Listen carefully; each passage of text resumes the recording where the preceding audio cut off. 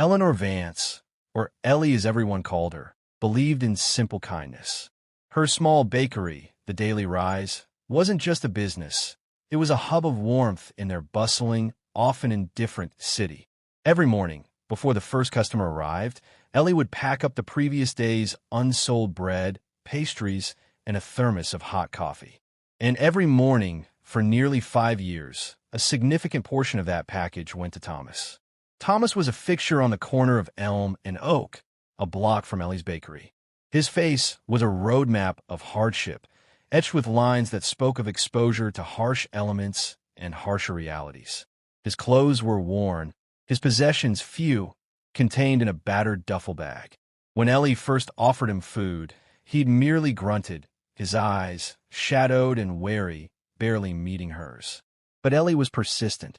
She'd leave the bag beside him, offer a quiet good morning, and walk away. Slowly, a routine formed. The grunts turned into nods, then into a mumbled thanks. After about 6 months, he started looking her in the eye. "Ellie, right?" He'd asked one crisp autumn morning, his voice gravelly from disuse.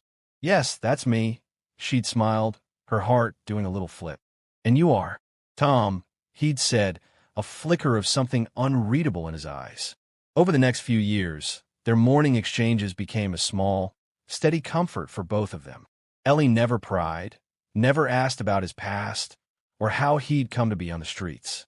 She simply offered food, a kind word, and the dignity of being seen.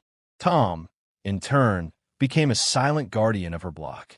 He'd subtly shoo away anyone who looked like trouble near her bakery before opening hours, and once, he'd chased off a would-be graffiti artist. Sometimes Tom would share snippets. "Used to be strong," he'd say, flexing a hand gnarled by weather and time. Or, "Sky looks like it did over, well, a long way from here." Ellie would listen, nod, and offer another muffin. She learned he liked blueberry best. He had a surprising knowledge of local bird species. He missed having a dog. Ellie, meanwhile, was building her own life. The bakery flourished. And then there was Liam, a kind, steady architect who'd wandered in for coffee one rainy afternoon and stayed for Ellie's smile. Their romance blossomed, as warm and sweet as Ellie's cinnamon rolls.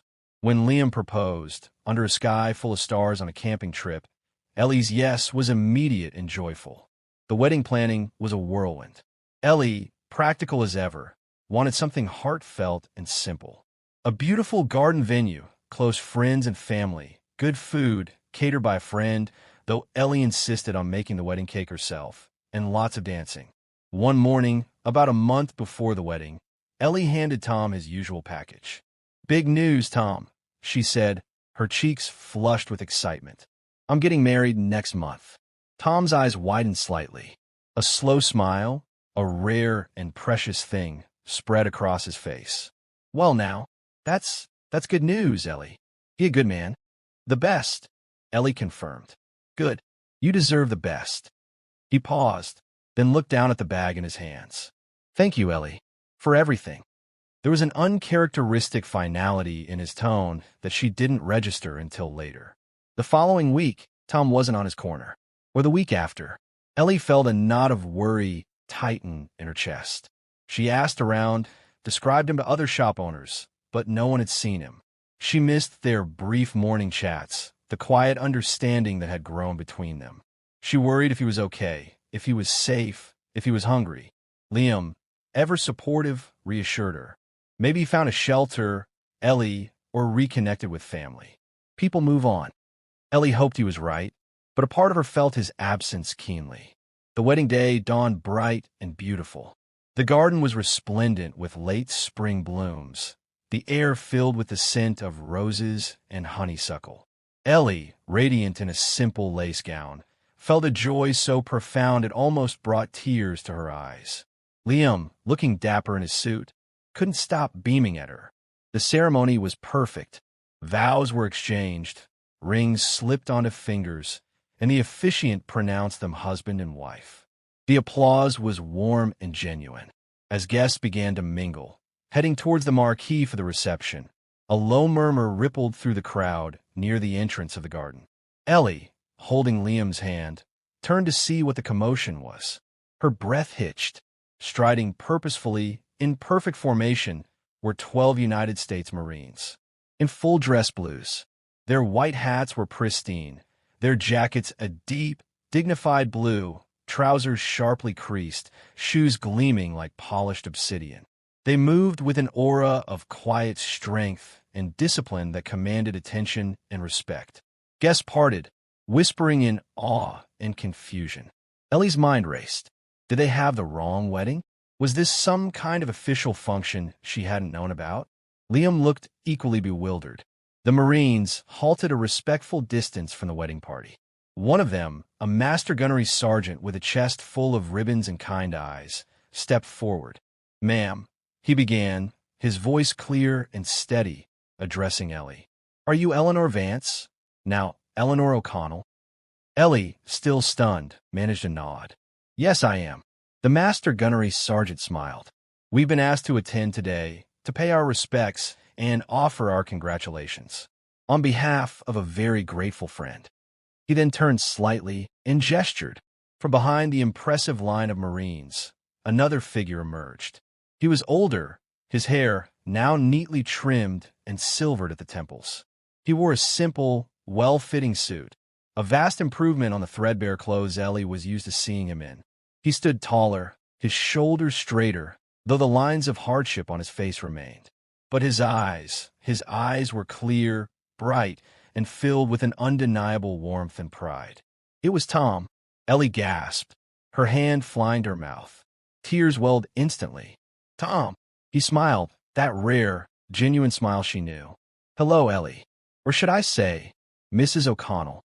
The master gunnery sergeant continued, his voice resonating with emotion. "This is retired Master Sergeant Thomas Abernathy. For nearly 5 years, while he was facing considerable challenges, you showed him unwavering kindness, dignity, and respect. You fed him, ma'am, not just with food, but with humanity when most people looked right through him." Ellie was speechless, tears now streaming freely down her face. Liam put a comforting arm around her. "Master Sergeant Abernathy served this country for 25 years, the Marine went on. Multiple tours, decorated for valor. He's one of our finest. When he fell on hard times after losing his family and struggling to readjust, he lost contact with many of us. It was your consistent kindness, Ellie, that kept the light on for him in his darkest hours. He told us that knowing someone like you existed, someone who cared without asking for anything in return, helped him keep going." Tom stepped forward. "When you told me you were getting married, Ellie, I knew I had to do something. I couldn't offer much, but I still had some old connections. I reached out to my old unit, told them about this angel who ran a bakery." He gestured to the Marines. "These men, my brothers, they didn't hesitate. They helped me get back on my feet, found me a place at a veteran support facility, got me cleaned up." Another Marine, a younger captain, spoke. "Master Sergeant Abernathy is a legend in our community, ma'am. When he told us about you and how you treated him when he was at his lowest ebb without ever knowing his story, well, we knew we had to honor you both. You showed our brother the compassion he deserved, the compassion every human deserves. It's the highest form of service." The master gunnery sergeant nodded. "So, on behalf of the United States Marine Corps, and especially on behalf of Master Sergeant Thomas Abernathy, we wanted to be here to witness your joy, to thank you, and to offer our most sincere congratulations on your wedding day." And he added, a twinkle in his eye, "Master Sergeant Abernathy has a wedding gift if you'll accept it." Tom, looking a little shy but immensely proud, stepped forward again. He was holding a small, beautifully wrapped box. "It's not much, Ellie, but it's from the heart." Ellie, still overwhelmed, carefully unwrapped it. Inside, nestled on velvet, was a delicate silver locket, intricately engraved with a tiny blueberry muffin on one side and a soaring bird on the other. "Blueberries, because I know they're your favorite to make for me," Tom said, his voice thick with emotion. "And a bird for freedom and for all those mornings we talked about them." Ellie couldn't hold back a sob. She threw her arms around Tom, hugging him tightly. "Oh, Tom, it's beautiful. Thank you. Thank you for being here. I was so worried about you." "I'm all right now, Ellie. Thanks to you, He whispered back, patting her back. And thanks to these hardheads. He grinned at his Marine brothers, who grinned back. Liam, visibly moved, shook Tom's hand firmly. Sir, it's an honor to meet you. And thank you for this incredible gesture. He then addressed the Marines. Gentlemen, thank you for your service and for being here. You've made this day even more unforgettable. The Master Gunnery Sergeant gave a crisp salute. The honor is all ours, Mr. O'Connell. May you both have a lifetime of happiness. He then turned to his men. Marines, a wedding toast is in order, I believe, at the reception. A chorus of "Aura" went up, bringing smiles and cheers from the other wedding guests, who had been watching the scene unfold with teary eyes and open mouths. The rest of the wedding reception was imbued with an extraordinary sense of wonder and gratitude. The 12 Marines, impeccably behaved and effortlessly charming, mingled with the guests, sharing stories, though none about Tom's hardest years, respecting his privacy, and even taking to the dance floor with surprising enthusiasm. Tom, seated at a place of honor beside Ellie's parents, looked happier and more at peace than Ellie had ever seen him. He recounted small, funny anecdotes about his morning encounters with Ellie, painting a picture of her consistent, unassuming grace. Ellie, dancing with Liam later that evening, her silver locket warm against her skin, felt her heart overflow. It wasn't just the love for her new husband or the joy of the celebration.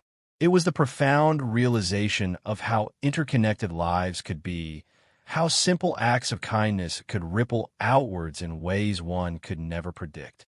She had offered food to a man in need, seeing only a fellow human being.